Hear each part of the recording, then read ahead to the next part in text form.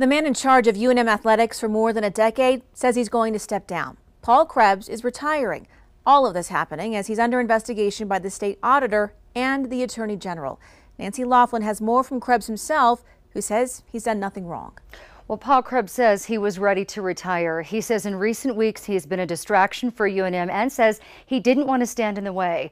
Krebs had a whole lot more to say about why he put in his notice today. I've got nothing to hide. I'm not running from anything.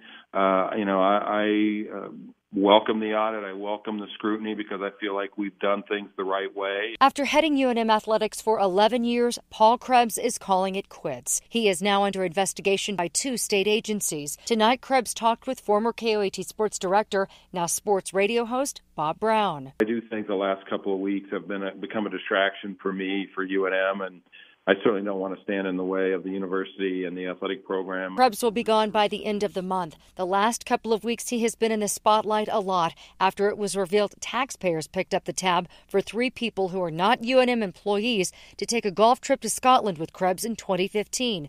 A trip Krebs defended, saying the boosters on that golf junket were big donors to UNM. The figure that I've been led to believe is that those individuals have contributed more than $10 million in some form or fashion to the university. So there was a reason and rationale for what we did. Now the attorney general is reviewing what Krebs did to see if it was legal. Meantime, Krebs says he plans on staying in New Mexico and supporting the Lobos. What advice would you give for the new athletic director?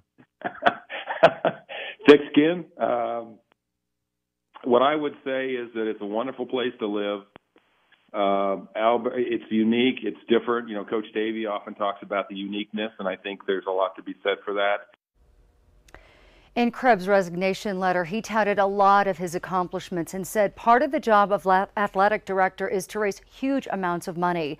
But Lobo Athletics has been in the red for years. We will have more about that Sunday night at 10 on Action 7 News. We're all back to you.